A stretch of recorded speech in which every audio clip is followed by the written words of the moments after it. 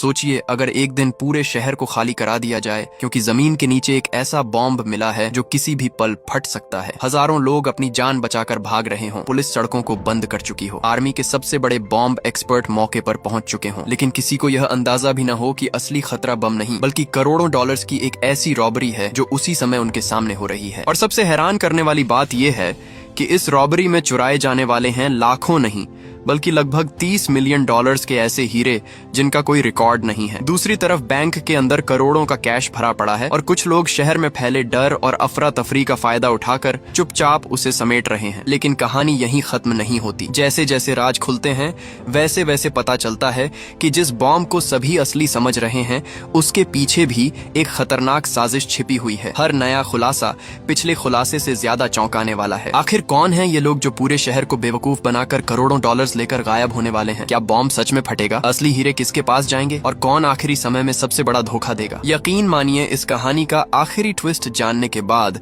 आप कुछ सेकंड तक स्क्रीन से नजर नहीं हटा पाएंगे। कहानी की शुरुआत में कुछ मजदूर एक कंस्ट्रक्शन साइट पर खुदाई का काम कर रहे होते हैं। तभी अचानक उनकी मशीन जमीन के नीचे दबे हुए एक बहुत बड़े बॉम्ब से टकरा जाती है। ये देखकर सभी लोग घबरा जाते हैं। सबसे डराने वाली बात ये थी कि ये बम किसी भी समय फट सकता था और उसके धमाके से आसपास का पूरा इलाका तबाह हो सकता था।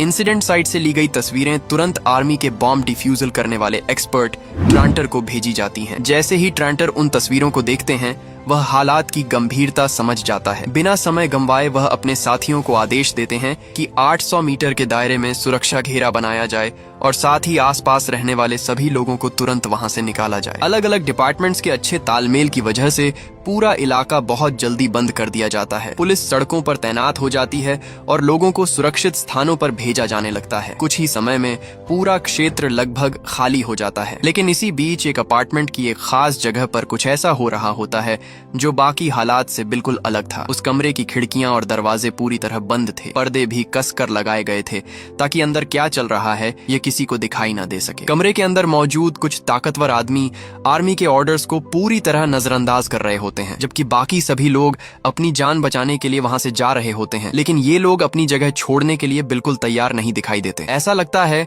जैसे उन्हें बाहर मौजूद खतरे की कोई परवाह ही नहीं है। उनका यह अजीब व्यवहार पास में रहने वाले रहीम का ध्यान खींच लेता है। उसे यह सब काफी सस्पिशियस लगता है। हालांकि उस समय उसके पास ज्यादा सोचने का समय नहीं होता क्योंकि उसके लिए सबसे जरूरी काम अपने परिवार को सुरक्षित जगह पहुंचाना था। इसलिए रहीम जल्दी से अपने परिवार को लेकर वहां से निकल जाता है। कुछ समय बाद ट्रेंटर अपनी टीम के साथ तेजी से इंसिडेंट साइट पर पहुंचते हैं। वहां पहुंचकर वह कंस्ट्रक्शन वर्क के इंचार्ज से मिलते हैं और पूरी स्थिति के बारे में जानकारी लेते हैं। जब ट्रेंटर को जरूरी जानकारी मिल जाती है तो वह तुरंत बॉम्ब को डिफ्यूज करने का प्लान बनाने लगते हैं। जांच के दौरान उन्हें पता चलता है कि यह बॉम्ब आकार में उसी बम जैसा है जिसे 2 साल पहले एक्सिटर में डिस्ट्रॉय किया गया था। सभी लोग मिलकर सबसे सुरक्षित उपाय पर चर्चा कर रहे होते हैं। तभी इमरजेंसी प्लानिंग डिपार्टमेंट का एक ऑफिसर दौड़ता हुआ वहां पहुंचता है। वह सबको याद दिलाता है कि कंस्ट्रक्शन साइट के ठीक नीचे 400 किलोवोल्ट की मेन बिजली लाइन गुजर रही है। इसका मतलब यह था कि बॉम्ब को डिफ्यूज करने से पहले पूरे इलाके की बिजली बंद करनी पड़ेगी। अगर किसी कारण से धमाका हुआ और बिजली की लाइनें नष्ट हो गईं, तो उसके बाद कई दूसरी दुर्घटनाएं भी हो सकती थीं, जिनसे भारी नुकसान होने के चांस थे। इसके बाद रोबोट ऑपरेटर सावधानी से बॉम्ब डीएक्टिवेटेड करने वाले रोबोट को आगे बढ़ाता है। कैमरे से आने वाली तस्वीरों को देखकर ट्रांटर नोटिस करते हैं कि बॉम्ब का मेन हिस्सा जमीन के काफी अंदर दबा हुआ है। इसके अलावा उसके आसपास का पूरा एरिया गंदे पानी से भरा हुआ था। स्थिति को देखते हुए ट्रांटर समझ जाते हैं कि बॉम्ब तक सुरक्षित तरीके से पहुंचने से पहले सारा जमा हुआ पानी निकालना जरूरी है। इसलिए उनके आदेश पर सैनिक बहुत सावधानी से एक सक्शन पाइप उस पानी में नीचे उतारते हैं ताकि वहां जमा पानी को बाहर निकाला जा सके। पानी निकालने का काम पूरा होने के बाद बॉम्ब को डिफ्यूज करने का काम शुरू हो जाता है। इसी समय पूरे इलाके की बिजली भी बंद कर दी जाती है। आसपास की सभी सड़कें खाली करा दी जाती हैं और हर चौराहे पर पुलिस तैनात कर दी जाती है ताकि कोई भी व्यक्ति या वाहन रिस्ट्रिक्टेड एरिया में एंटर ना कर सके। लेकिन दूसरी तरफ वही 4 आदमी जिनका व्यवहार पहले से ही सस्पिशियस था अब अपने प्लान पर काम शुरू कर देते हैं। वे सभी सुरक्षा वाले कपड़े पहनते हैं और तेजी से अपार्टमेंट की बेसमेंट की तरफ उतर जाते हैं। वहाँ उन्होंने पहले से ही अपने काम के लिए जरूरी सभी इक्विपमेंट छिपा कर रखे हुए थे। इस बेसमेंट की एक दीवार के ठीक दूसरी तरफ बैंक का वॉल्ट मौजूद था। अब उनकी असली योजना साफ हो चुकी थी। वे बॉम्ब की वजह से बने इस हंगामे का फायदा उठाकर बैंक का सारा पैसा लूटना चाहते थे। इसीलिए समय बर्बाद किए बिना वे अपने काम में लग जाते हैं। चारों लोग अपने अपने काम बहुत साफ तरीके से बांट लेते हैं। उनमें से एक आदमी बाहर सड़क पर जाकर निगरानी रखने वाला कैमरा भी लगा देता है। इसके बाद वह एक जनरेटर चालू करता है जिसे पहले से ही एक डस्टबिन के अंदर छिपाकर रखा गया था। ये जनरेटर उनके सभी डिवाइसेस को लगातार बिजली देने वाला था। जैसे ही जनरेटर चालू होता है, बाकी 3 लोग एंगल ग्राइंडर निकालकर दीवार काटना शुरू कर देते हैं। कुछ देर बाद वे बड़े हथौड़ों का इस्तेमाल करने लगते हैं। वे पूरी ताकत से लगातार दीवार पर वार करते हैं। केवल कुछ ही मिनटों में वे बाहरी ईंटों की दीवार को तोड़ने में सफल हो जाते हैं। इस समय तक पुलिस को उनके बारे में कोई जानकारी नहीं होती। दिलचस्प बात यह थी कि बैंक का अलार्म सिस्टम लगातार बज रहा था। बैंक के एक कर्मचारी ने सुझाव भी दिया कि इसकी जांच की जानी चाहिए, लेकिन इलाके की घेराबंदी में लगे पुलिस अधिकारी ने इस चेतावनी को ज्यादा इम्पोर्टेंस नहीं दी और उसे नजरअंदाज कर दिया। उधर चोरों ने बाहरी दीवार हटाने के बाद उसके पीछे मौजूद मजबूत कंक्रीट की परत तक पहुंच बना ली थी। अब वे एक और ड्रिल मशीन लेकर आते हैं ताकि अगले फेज का काम शुरू किया जा सके, लेकिन यह काम बहुत पेशेंस मांगने वाला था। ड्रिलिंग के दौरान काफी तेज आवाज निकलती थी और यही आवाज उन्हें पुलिस के सामने बेनकाब कर सकती थी। इसलिए गैंग का एक सदस्य कोरालिस बाहर निगरानी के लिए तैनात किया जाता है। उसका काम था पुलिस की हर हरकत पर नजर रखना। जैसे ही कोई पुलिस की गाड़ी वहां से गुजरती दिखाई देती, वह तुरंत अपने साथियों को मशीन बंद करने का संकेत देता। इसी दौरान कंस्ट्रक्शन साइट पर भी काम आगे बढ़ चुका था। सारा गंदा पानी निकाल दिया गया था और ट्रांटर अपने साथियों के साथ स्पेशल इक्विपमेंट लेकर दोबारा बॉम्ब के पास पहुंचते हैं। वह सावधानी से मिट्टी हटाते हैं और तभी उन्हें बम के ऊपर लगा एक प्रेशर डेटोनेटर दिखाई देता है। ट्रांटर बहुत ध्यान से उसकी जांच करते हैं। जांच के दौरान उन्हें पता चलता है कि एक प्रेशर डेटोनेटर अभी भी सही हालत में मौजूद है और पूरी तरह खराब नहीं हुआ है। लेकिन इससे भी ज्यादा चिंता की बात कुछ और थी। जांच को आगे बढ़ाने पर ट्रांटर को पता चलता है कि बॉम्ब में केवल प्रेशर डेटोनेटर ही नहीं लगा हुआ था, उसके अंदर एक टाइमर डेटोनेटर भी छिपा हुआ था। ये खोज सभी के लिए बेहद चिंता की बात थी। स्थिति की गंभीरता समझने के लिए ट्रांटर एक स्पेशल सुनने वाले इक्विपमेंट का इस्तेमाल करते हैं। जैसे ही वह इक्विपमेंट की मदद से अंदर की आवाज सुनते हैं, उनके चेहरे का रंग उड़ जाता है। उन्हें साफ सुनाई देता है कि टाइमर अभी भी चल रहा है। इसका मतलब यह था कि बम किसी भी समय फट सकता था और किसी को यह नहीं पता था कि उसके पास कितना समय बचा है। ट्रांटर का सहायक तुरंत यह जानकारी कमांड सेंटर तक पहुंचाता है। वहां मौजूद अधिकारी भी यह खबर सुनकर हैरान रह जाते हैं। अब खतरा पहले से कहीं ज्यादा बढ़ चुका था, क्योंकि अगले 48 घंटों के अंदर किसी भी समय एक्सप्लोजन हो सकता था। मौत के इतने करीब खड़े होने के बावजूद ट्रांटर हिम्मत नहीं हारते। वह तेजी से एक मैग्नेटिक टाइमर इंटरसेप्टर निकालते हैं और उसे बम पर लगा देते हैं। इसके तुरंत बाद वह मजबूत सिक्योरिटी शील्ड के पीछे चले जाते हैं और सभी लोग सांस रोककर रिजल्ट का इंतजार करने लगते हैं। कुछ समय बाद सभी को राहत मिलती है, क्योंकि इंटरसेप्टर टेम्पोरेरी टाइमर की गिनती को रोक देता है। हालांकि खतरा पूरी तरह टला नहीं था, ये केवल थोड़े समय की राहत थी, जबकि असली समस्या अब भी उनके सामने मौजूद थी। स्थिति का एनालिसिस करने के बाद ट्रांटर बताते हैं कि सबसे सुरक्षित तरीका यह होगा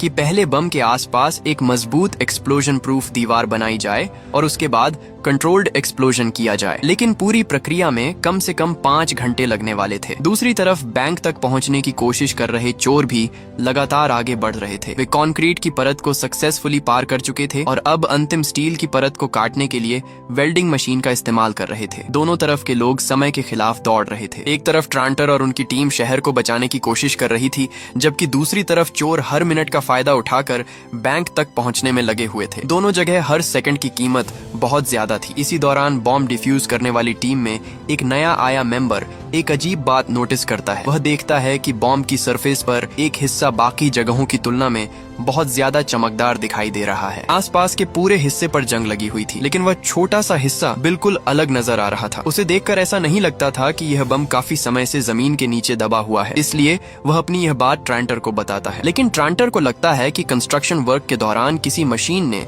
गलती से उस हिस्से को रगड़ दिया होगा, इसी वजह से वह चमकदार दिखाई दे रहा है। इसलिए वह इस बात पर ज्यादा ध्यान नहीं देते और अपने काम में लगे रहते हैं। उधर बैंक में घुसने वाले लोग आखिरकार स्टील की दीवार भी तोड़ने में सफल हो जाते हैं। जैसे ही वे वॉल्ट के अंदर पहुंचते हैं, सबसे पहले कैमरों पर धुंध जैसा स्प्रे करते हैं ताकि उनकी वीडियो रिकॉर्ड ना हो सके। इसके बाद वे अंदर रोशनी की अरेंजमेंट करते हैं और रॉबरी की तैयारी शुरू कर देते हैं। वैसे दोस्तों, अगर आपको भी ऐसी होश उड़ा देने वाली फिल्में पसंद आती हैं जहां हर मिनट कहानी नया मोड़ लेती है, तो वीडियो को लाइक जरूर जरूर कर देना और कमेंट में बताइए कि आपको अभी तक सबसे ज्यादा चौंकाने वाला पल कौन सा लगा है। साथ ही चैनल को सब्सक्राइब कर लीजिए क्योंकि आगे कहानी और भी खतरनाक होने वाली है। वॉल्ट के अंदर उन्हें काफी सोना भी मिलता है, लेकिन सोना बहुत भारी था और उसे लेकर भागना आसान नहीं था, इसलिए वे मजबूरी में उसे वहीं छोड़ देते हैं और नकद पैसों और छोटे कीमती गहनों पर फोकस करते हैं। दूसरी तरफ बॉम्ब डिफ्यूज करने वाली टीम का नया सदस्य अभी भी संतुष्ट नहीं था। उसे लगातार लग रहा था कि बॉम्ब में कुछ न कुछ गड़बड़ जरूर है, इसलिए वह एक बार फिर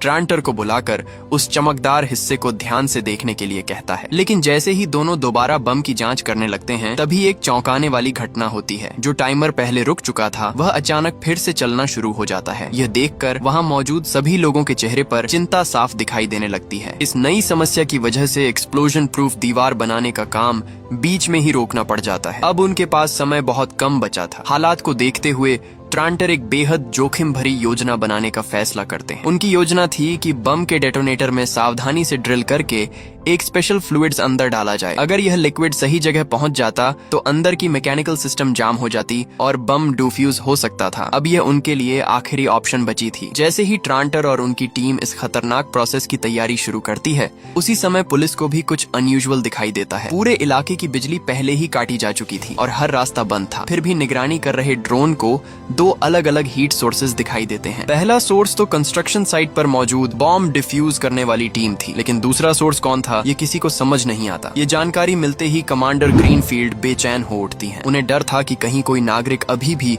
रिस्ट्रिक्टेड एरिया के अंदर फंसा न हो। अगर ऐसे समय में विस्फोट हो जाता तो बड़ी संख्या में लोगों की जान जा सकती थी, इसलिए वह तुरंत बॉम्ब डिफ्यूज करने की प्रक्रिया को रोकने का आदेश देती है। उधर बैंक के अंदर मौजूद चारों चोर पूरी तेजी से काम कर रहे थे। वे एक एक करके सभी सिक्योरिटी लॉकर्स खोल रहे थे और उनमें मौजूद कीमती सामान अपने बैग में भर रहे थे। उनके चेहरे पर साफ दिखाई दे रहा था कि वे इस मौके का पूरा फायदा उठाना चाहते थे। इसी दौरान कोरालिस भी अंदर पहुंच जाता है। वह सीधे वॉल्ट के एक कोने में रखी एक खास अलमारी की तरफ बढ़ता है। बाकी लोगों से अलग उसका ध्यान किसी विशेष चीज पर पड़ता है। वह सावधानी से अलमारी खोलता है और उसके अंदर रखा एक ऑब्जेक्ट निकालकर अपने पास रख लेता है। गैंग का लीडर यह सब देखता है लेकिन हैरान नहीं होता। वह केवल इशारा करके कोरालिस को वह सामान बाकी लूट के साथ रखने के लिए कहता है। कुछ समय बाद कमांडर ग्रीनफील्ड द्वारा भेजे गए पुलिस अधिकारी अपार्टमेंट की तरफ पहुंच जाते हैं। कोरालिस बाहर से यह सब देख लेता है। जैसे ही उसे पता चलता है कि पुलिस इमारत की तलाशी लेने वाली है, वह तुरंत अपने साथियों को चेतावनी देता है। वह सभी को जल्दी काम खत्म करके निकलने के लिए कहता है, लेकिन तभी एक अनएक्सपेक्टेड घटना हो जाती है। इमारत से बाहर निकलते समय कोरालिस की मुलाकात अचानक एक पुलिस अधिकारी से हो जाती है। पुलिस अधिकारी उसे रुकने और जांच के लिए तैयार रहने का इशारा करता है, लेकिन कोरालिस बिना एक पल गंवाए मुड़ता है और पूरी ताकत से भागना शुरू कर देता है। उसका यह व्यवहार पुलिस को तुरंत शक में डाल देता है। उधर अंदर मौजूद बाकी चोर भी बाहर के शोर को सुन लेते हैं। वे समझ जाते हैं कि अब उनके पास ज्यादा समय नहीं बचा है, इसलिए पूरा गैंग तुरंत पीछे हटने की तैयारी शुरू कर देता है। और तभी अगले ही पल कुछ ऐसा होता है जिसकी किसी ने कल्पना भी नहीं की थी। बम का चलता हुआ टाइमर अचानक झटके से पूरी तरह रुक जाता है। ये देखकर इंसिडेंट साइट पर मौजूद हर व्यक्ति कुछ समय के लिए सन्न रह जाता है। बम का टाइमर अचानक रुक जाने की वजह से वहां मौजूद सभी लोग कुछ समय के लिए हैरान रह जाते हैं। किसी को समझ नहीं आता कि आखिर अभी क्या हुआ है। सौभाग्य से उस समय विस्फोट वाली जगह के आसपास कोई कर्मचारी मौजूद नहीं था, इसलिए केवल कुछ लोगों को मामूली चोटें आती हैं और एक बड़ी दुर्घटना टल जाती है। दूसरी तरफ चारों चोर दोबारा एक जगह इकट्ठा हो जाते हैं और यह तय करते हैं कि अब तुरंत वहां से निकल जाना चाहिए। सब कुछ जांचने के बाद वे दो अलग अलग ग्रुप्स में बंट जाते हैं और दो दिशाओं में भागने की योजना बनाते हैं। पहला ग्रुप मेन दरवाजे से बाहर निकलकर पहले से तैयार खड़ी एक गाड़ी तक पहुंचता है। उनका काम था बाकी साथियों का इंतजार करना और जरूरत पड़ने पर तुरंत वहां से निकल जाना, जबकि दूसरा ग्रुप इमारत की छत की तरफ दौड़ पड़ता है। उनके पास लूट से भरे दो बड़े बक्से थे। रिस्ट्रिक्टेड एरिया के अंदर इतनी बड़ी मात्रा में सामान लेकर घूमना बहुत जोखिम भरा था। अगर वे पुलिस के हाथ लग जाते तो उनकी सारी मेहनत बेकार हो जाती, इसलिए उन्होंने पहले से एक अलग योजना तैयार कर रखी थी। कुछ ही देर में दो ड्रोन एक के बाद एक उड़ान भरते हैं। दोनों ड्रोन उन बक्सों को लेकर रिस्ट्रिक्टेड एरिया से बाहर निकल जाते हैं। आखिरकार वे सामान को एक मिड लैम्प तक पहुंचा देते हैं जो आगे की अरेंजमेंट करने वाला था। इधर बाकी दो चोर पहले से तय किए गए एक नकली कंस्ट्रक्शन साइट तक पहुंचते हैं। वहां से वे नीचे सीवर में उतर जाते हैं और उसी रास्ते से भागने लगते हैं, लेकिन इसी दौरान कमांडर ग्रीनफील्ड को कुछ गड़बड़ी का एहसास हो जाता है। पुलिस तुरंत पीछा शुरू करती है। हालांकि दोनों चोर सामान सौंपने के बाद पुलिस को काफी दूर तक घुमाते रहते हैं। फिर मौका मिलते ही वे दोबारा अंडरग्राउंड पाइप्स के अंदर घुस जाते हैं। इलाके की पूरी जानकारी होने की वजह से वे पुलिस को चकमा देने में सफल हो जाते हैं। पीछा पीछा करने वाले अधिकारी उन्हें पकड़ नहीं पाते और आखिरकार दोनों चोर सुरक्षित रूप से अपने साथियों की गाड़ी तक पहुंच जाते हैं। गाड़ी में बैठने के बाद वे पहले ड्रोन के जरिए भेजे गए लूट के सामान को भी वापस हासिल कर लेते हैं। अब तक उनकी पूरी योजना लगभग सफल दिखाई दे रही थी। उधर विस्फोट की घटना के बाद भी बॉम्ब डिफ्यूज करने वाली टीम का नया सदस्य अपनी शक नहीं छोड़ता। उसे अब भी लगता था कि बम में कुछ असामान्य जरूर है, इसलिए वह ट्रांटर को सुझाव देता है कि एक्सप्लोसिव सब्सटेंसेस का केमिकल टेस्ट करवाई जानी चाहिए। इस बार ट्रांटर उसकी बात को गंभीरता से लेते हैं। वह सहमति जताते हैं और दोबारा जांच कराने का फैसला करते हैं। इसके बाद वह कमांडर ग्रीनफील्ड को इस बारे में जानकारी देते हैं ताकि बम के हिस्सों की विस्तार से जांच की जा सके। उसी समय एक पुलिस अधिकारी उन निशानों का पीछा करते हुए बेसमेंट तक पहुंच जाता है जहां से चोरों की एक्टिविटीज शुरू हुई थी। वहां पहुंचकर वह देखकर हैरान रह जाता है कि बैंक का वॉल्ट लगभग खाली किया जा चुका था। वह तुरंत यह खबर कमांडर ग्रीनफील्ड तक पहुंचाता है। ये सुनते ही उन्हें समझ आ जाता है कि पूरा मामला केवल बम तक सीमित नहीं है, बल्कि इसके पीछे एक बड़ी बैंक डकैती भी हुई है। कमांडर ग्रीनफील्ड तुरंत आदेश देती हैं कि सभी मेन सड़कों और चौराहों पर चेकिंग शुरू कर दी जाए, लेकिन तब तक चोर काफी आगे निकल चुके थे और मेन सड़क पार पहुंच चुके थे। रास्ते में कोरालेस एक बार फिर गैंग के नेता से वह खास डिब्बा मांगता है जिसे वह पहले से अपने पास रखना चाहता था। इसके बाद सभी लोग पहले से तैयार किए गए पहचान पत्रों का इस्तेमाल करते हुए पुलिस की जांच चौकियों से आसानी से गुजर जाते हैं। जब तक पुलिस सीसीटीवी फुटेज देखकर यह पहचान पाती कि यह लोग वाटर डिपार्टमेंट के कर्मचारियों का भेष बनाकर घूम रहे थे, तब तक वे काफी दूर निकल चुके होते हैं। वे एक पुल के नीचे रुकते हैं और तेजी से अपनी गाड़ी की नंबर प्लेट बदल देते हैं। इसके बाद वे गाड़ी पर बने वाटर डिपार्टमेंट के निशान को भी पानी से साफ कर देते हैं। सारी पहचान मिटाने के बाद वे तेज रफ्तार से हाईवे की तरफ निकल जाते हैं और पुलिस की पहुंच से पूरी तरह बाहर हो जाते हैं। दूसरी तरफ रॉबरी वाली जगह की शुरुआती जांच पूरी होने के बाद कमांडर ग्रीनफील्ड अपने अधिकारियों को आदेश देती हैं कि अपार्टमेंट में रहने वाले सभी लोगों की जानकारी निकाली जाए। खास तौर पर वह रहीम और उसके परिवार के बारे में पूरी जानकारी मंगवाती हैं। उसी समय रहीम और उसका परिवार पुलिस से बात करने की कोशिश कर रहे होते हैं। वे बताते हैं कि अगली सुबह उनकी एक फ्लाइट है और उन्हें अपना सामान लेने के लिए अपार्टमेंट के अंदर जाना जरूरी है। अब जबकि विस्फोट का खतरा खत्म हो चुका है, इसलिए वे अंदर जाने की अनुमति मांगते हैं। जब पुलिस अधिकारी को पता चलता है कि रहीम उसी इमारत के एक फ्लैट में रहता है, तो वह तुरंत उन्हें अपने साथ चलने के लिए कहता है। दूसरी तरफ कहानी फिर से ट्रांटर की ओर मुड़ती है। यह पूरी घटना अब सीनियर ऑफिशियल्स तक पहुंच चुकी थी। सभी जानकारी मिलने के बाद एक वरिष्ठ अधिकारी ट्रांटर से सवाल करता है कि जब पहली बार बॉम्ब में शक वाली बात सामने आई थी, तब उन्होंने तुरंत कमांड सेंटर को इसकी सूचना क्यों नहीं दी। ट्रांटर जवाब देते हैं कि यह शक सबसे पहले उनके द्वारा नहीं, बल्कि टीम के एक नए सदस्य द्वारा जताया गया था। इसके अलावा उस समय उनका पूरा ध्यान बम को डिफ्यूज करने पर लगा हुआ था, इसलिए उन्होंने उस बात को तुरंत आगे नहीं बढ़ाया। काफी विचार करने के बाद सीनियर ऑफिसर्स फैसला लेते हैं कि इस छोटी सी गलती के लिए ट्रांटर के खिलाफ कोई कार्रवाई नहीं की जाएगी। मामला वहीं समाप्त कर दिया जाता है। उधर चोर शहर से दूर एक सुनसान इलाके में पहुंच चुके थे। उनका इरादा लूट का सामान आपस में बांटना और फिर अलग अलग होकर गायब हो जाना था, ताकि पुलिस उन्हें पकड़ न सके। यहीं पर बाकी लोगों को पहली बार पता चलता है कि कोरालेस बैंक से आखिर क्या लेकर आया था। वह कोई साधारण चीज नहीं थी, बल्कि बिना कटे हुए बेहद कीमती नेचुरल डायमंड्स का एक बड़ा कलेक्शन था। कोरालेस सभी को बताता है कि इन हीरों की कीमत कम से कम $30 मिलियन है। सबसे बड़ी बात यह थी कि ये हीरे अभी तक कटे या तैयार नहीं किए गए थे। इसका मतलब था कि इन्हें बाद में आसानी से बेचा जा सकता था और इनका पता लगाना लगभग नामुमकिन हो जाता। इसके बाद कोरालेस बाहर जाकर एक फोन कॉल करता है। वह किसी ऐसे व्यक्ति से संपर्क कर रहा था जो इन हीरों को बेचने और सबूत मिटाने में मदद कर सके, लेकिन उसे नहीं पता था कि अगले ही पल सब कुछ बदलने वाला है। अचानक कुछ अजनबी लोग उस घर में घुस आते हैं। चोर उनका मुकाबला करने की पूरी कोशिश करते हैं, लेकिन वे संख्या और ताकत दोनों में कमजोर पड़ जाते हैं। कुछ ही मिनटों में सभी को काबू कर लिया जाता है और एक अंधेरे कमरे में बंद कर दिया जाता है। अब साफ हो जाता है कि यह पहले से रचा गया जाल था। किसी ने इन चोरों की जानकारी दूसरे गैंग तक पहुंचा दी थी। सबसे चौंकाने वाली बात यह थी कि जानकारी देने वाला कोई और नहीं बल्कि कोरालेस खुद था। असल में इस नए गैंग का लीडर वही व्यक्ति था जिससे कोराल्स ने पहले सीक्रेटली संपर्क किया था। दूसरी तरफ पुलिस जांच में यह भी सामने आता है कि बेसमेंट की चाबियों की जिम्मेदारी रहीम के पास थी। इसीलिए पुलिस रहीम और उसके पूरे परिवार को बयान दर्ज कराने के लिए जाती है। रहीम का परिवार माइग्रेंट था। उसके माता पिता इंग्लिश नहीं बोल पाते थे, इसीलिए पुलिस से बातचीत करने की जिम्मेदारी उसी पर थी। पूछताछ के दौरान रहीम बताता है कि कुछ दिन पहले 2 आदमी उसके घर आए थे।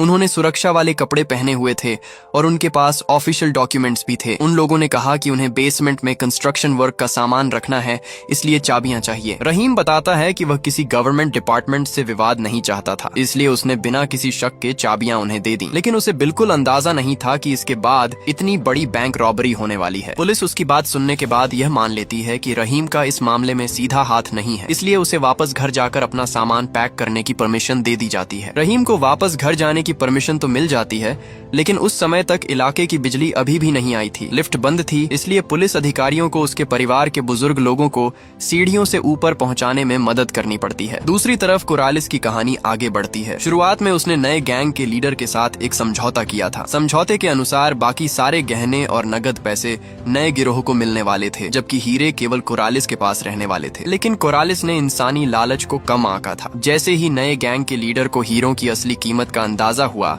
उसने पहले एक हीरा मांग लिया। कोरालिस ने कुछ सोचकर तुरंत हामी भर दी। हालांकि अगले ही पल लीडर ने एक और हीरा मांग लिया। ये सुनकर कोरालिस को बुरा लगने लगा, लेकिन मामला यहीं नहीं रुका। कुछ देर बाद वह लीडर और ज्यादा लालची हो गया और आधे हीरे मांगने लगा। ये सुनते ही कोरालिस का गुस्सा फूट पड़ा। दोनों के बीच वहीं पर बहस शुरू हो गई। लेकिन तभी कुछ ऐसा हुआ जिसने सबको हैरान कर दिया। बहस के दौरान एक बेहद कीमती हीरा अचानक टूटकर बारीक पाउडर में बदल गया। ये देखकर कमरे में मौजूद सभी लोग सन्न रह गए, क्योंकि हीरा दुनिया के सबसे मजबूत पदार्थों में से एक माना जाता है। नए गैंग के लीडर को तुरंत शक हो गया। उसने समझ लिया कि कुछ बहुत बड़ी गड़बड़ है। उसकी नजर सीधे कोराल्स पर टिक गई। दूसरी तरफ कोराल्स भी घबरा गया और बाकी हीरों को एक एक करके जांचने लगा। लेकिन नतीजा और भी चौंकाने वाला था। सभी हीरे नकली निकले। यह देखते ही कोरालिस पूरी तरह बेकाबू हो गया और लगातार गुस्से में चिल्लाने लगा। हालांकि नया गैंग उसकी बातों पर विश्वास नहीं करता। उनका मानना था कि कोरालिस हीरों का एक्सपर्ट है। ऐसा कैसे हो सकता है कि उसने हीरे लेने के बाद उन्हें जांचा ही ना हो। उन्हें पूरा यकीन था कि असली हीरे पहले ही बदल दिए गए हैं और इस पूरी चाल के पीछे कोरालिस का हाथ है। इसीलिए गैंग का लीडर अपने आदमियों को आदेश देता है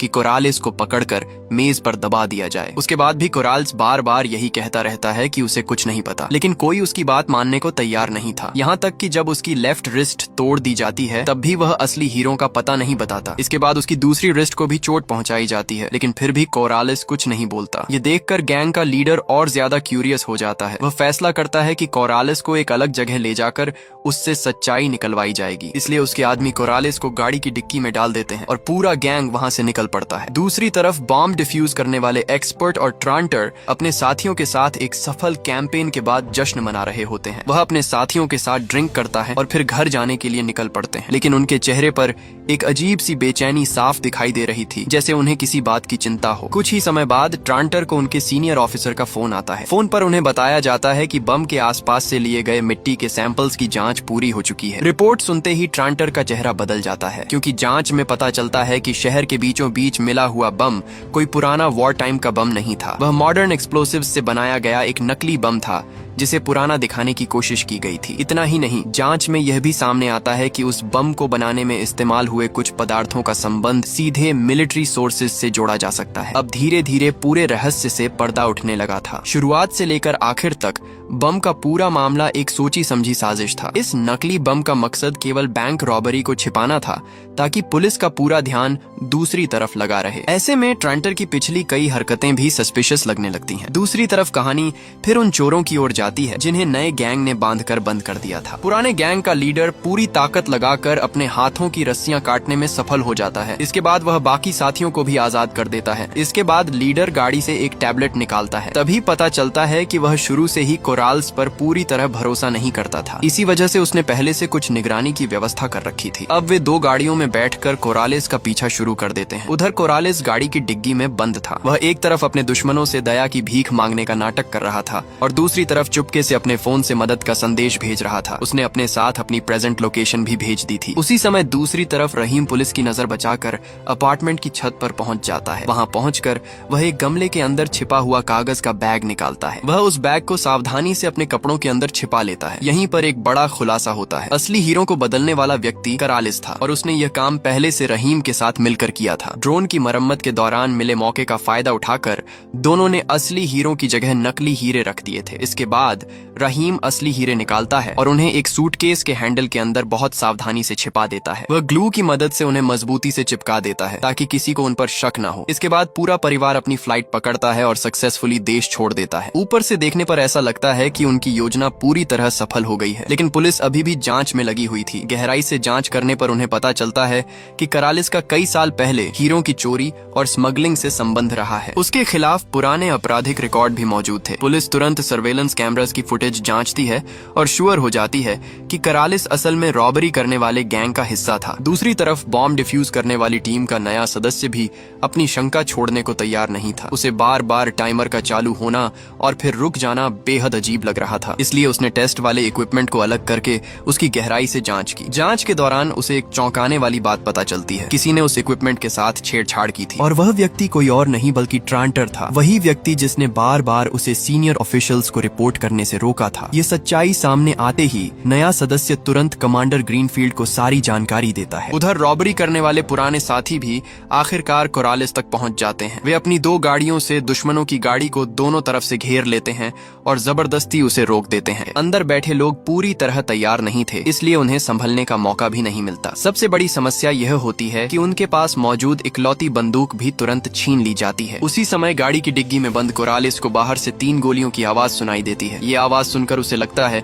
कि शायद उसके पुराने साथी उसे बचाने के लिए आ गए हैं। लेकिन जब डिग्गी खुलती है और वह बाहर मौजूद लोगों को देखता है तो उसका चेहरा डर से सफेद पड़ जाता है। उसके सामने उसके पुराने साथी खड़े होते हैं और उनके चेहरे पर गुस्सा साफ दिखाई दे रहा होता है। गैंग का लीडर अपने आदमियों को आदेश देता है कि कोरालिस को बाहर घसीट कर लाया जाए। वह उसे अपनी सफाई देने का कोई मौका नहीं देता। इसके बाद वह कोरालिस के सिर पर एक प्लास्टिक का बैग कस कर चढ़ा देता है। धीरे धीरे कोरालिस की सांस रुकने लगती है। वह मौत के बेहद करीब पहुंच जाता है, लेकिन ठीक उसी समय कोई उसकी जान बचाने के लिए वहां पहुंच जाता है। वह व्यक्ति ट्रांटर होता है। यहीं पर एक और बड़ा रहस्य सामने आता है। असल में इस पूरी बैंक डकैती के पीछे ट्रांटर ही अंदर का आदमी था। बम से जुड़े डिवाइसेस में जो बदलाव किए गए थे और टाइमर को जब चाहे चालू या बंद किया जा सकता था, ये सब उसी की योजना का हिस्सा था। दूसरी तरफ पुलिस भी कोरालिस की पहचान पूरी तरह पता कर चुकी थी, इसलिए तुरंत एयरपोर्ट्स को सूचना भेजी जाती है ताकि उसे भागने से पहले रोका जा सके। उसी समय बॉम्ब डीएक्टिवेट करने वाली टीम का नया सदस्य पुलिस स्टेशन पहुंचता है। उसके पास अभी कोई पक्का सबूत नहीं होता, इसलिए वह केवल अपने डाउट्स अधिकारियों के सामने रखता है। लेकिन तभी उसकी नजर रहीम की तस्वीर पर पड़ती है। तस्वीर देखते ही वह उसे पहचान लेता है। रहीम पहले अफगानिस्तान में ट्रांटर के साथ ट्रांसलेटर के रूप में काम कर चुका था। इतना ही नहीं, ट्रांटर ही वह व्यक्ति था जिसने रहीम और उसके पूरे परिवार को इस देश में बसने में मदद की थी। यह जानकारी सामने आने के बाद पुलिस को समझ आने लगता है कि मामला कितना गहरा है। उधर कोरालिस और ट्रांटर अब अलग अलग रास्तों से भाग रहे होते हैं। कोरालिस पहले से बुक किए गए एक होटल में पहुंचता है। वहां वह अपने कपड़े बदलता है और फिर बिल्कुल सामान्य पैसेंजर की तरह एयरपोर्ट की तरफ बढ़ जाता है। हालांकि बहुत से लोग उसकी तलाश कर रहे होते हैं, लेकिन वह अपने तय किए गए गेट की तरफ नहीं जाता। इसके बजाय वह एक सुनसान काउंटर पर पहुंचता है और एक दूसरा पासपोर्ट दिखाकर सक्सेसफुली अपनी यात्रा का प्रोसेस पूरी कर लेता है। दूसरी तरफ ट्रांटर एक हवाई अड्डे पर पहुंच चुका होता है। वहां से वह एक निजी विमान में बैठता है और देश छोड़कर दूर निकल जाता है। जब पुलिस की टीम ट्रांटर के घर पहुंचती है तब तक वहां कोई नहीं होता। पूरा घर खाली पड़ा होता है। हालांकि वहां मिले कुछ इक्विपमेंट और एक नोटबुक ये साबित करने के लिए काफी थे कि नकली बम की पूरी योजना का असली मास्टरमाइंड ट्रांटर ही था। कुछ समय बाद ट्रांटर, कोरालिस और रहीम तीनों टर्की के एक रेस्टोरेंट में मिलते हैं। यहीं से उनके पास्ट की कहानी सामने आती है। ट्रांटर, कोरालिस और रहीम के बीच का रिश्ता आज का नहीं था। उनकी कहानी लगभग 9 या 10 साल पहले शुरू हुई थी। उस समय कोरालिस हीरों की चोरी करते हुए पकड़ा गया था और उसे सिक्योरिटी फोर्सेस की निगरानी में ले जाया जा रहा था। उसी इलाके में ट्रांटर एक मिलिट्री मिशंस पर तैनात था, जबकि रहीम उसके साथ ट्रांसलेटर के रूप में काम कर रहा था। एक दिन पेट्रोलिंग के दौरान वे आतंकवादियों के हमले में फंस जाते हैं। हमले से बचने की कोशिश में ट्रांटर और रहीम गलती से एक प्रेशर माइन के ऊपर पहुंच जाते हैं। अगर वे वहां से हिलते तो तुरंत एक्सप्लोजन हो सकता था। उसी समय कोरालिस को ले जा रहा काफिला भी वहां से गुजर रहा होता है, लेकिन दुर्भाग्य से काफिले की सबसे आगे वाली गाड़ी एक एक्सप्लोजन का शिकार हो जाती है और वहीं नष्ट हो जाती है। इसके बाद दोनों तरफ से भयंकर गोलीबारी शुरू हो जाती है। इस अफरा तफरी का फायदा उठाकर कोरालिस भागने की कोशिश करता है, लेकिन उसकी मुलाकात ट्रांटर से हो जाती है। उसके पीछे दुश्मन लगे हुए थे और नीचे माइन दबी हुई थी। ऐसे में बचने का एक ही रास्ता था, उसे ट्रांटर के निर्देशों का पालन करते हुए माइन को डीएक्टिवेट करना था। मजबूरी में तीनों एक टेम्पोरेरी टीम बना लेते हैं। रहीम दुश्मनों पर गोलीबारी करके उन्हें रोकने की कोशिश करता है। वहीं कोरालेस ट्रांटर के इंस्ट्रक्शंस का पालन करते हुए धीरे धीरे माइन को इनएक्टिव करने में लग जाता है। काफी संघर्ष के बाद दुश्मनों को पीछे हटने पर मजबूर कर दिया जाता है और आखिरकार माइन भी सक्सेसफुली डीएक्टिवेट हो जाती है। इस जीवन और मौत के अनुभव के बाद तीनों के बीच गहरा भरोसा बन जाता है। समय बीतने के साथ कोरालेस अपने पुराने अपमान और बदले की भावना को नहीं भूल पाता। आखिरकार कोरालेस वही बैंक रॉबरी की पूरी योजना बनाता है। दूसरी तरफ रहीम और ट्रांटर भी उसका साथ देने का फैसला करते हैं। तीनों मिलकर ऐसी योजना तैयार करते हैं जिसमें नकली बम के जरिए पूरे शहर का ध्यान भटकाया जा सके। उनकी योजना सफल हो जाती है और आखिरकार असली हीरे उनके हाथ लग जाते हैं। इसके बाद तीनों हीरो को बेचने के लिए एक बड़े सौदे में शामिल होते हैं। सौदा पूरा होते ही बहुत बड़ी रकम उनके खातों में पहुंच जाती है। पैसे को बराबर हिस्सों में बांटा जाता है और तीनों को करोड़ों डॉलर्स मिलते हैं। इसके बाद वे अलग अलग रास्तों पर निकल जाते हैं ताकि किसी को उन पर शक न हो। इस तरह यह पूरी कहानी अपने अंत तक पहुंचती है। एक नकली बम से शुरू हुई यह घटना करोड़ों डॉलर्स की रॉबरी और कई साल पुराने रिश्तों के रहस्य तक पहुंच जाती है। अगर आपको भी ऐसी रोमांचक और दिमाग घुमा देने वाली फिल्में पसंद हैं,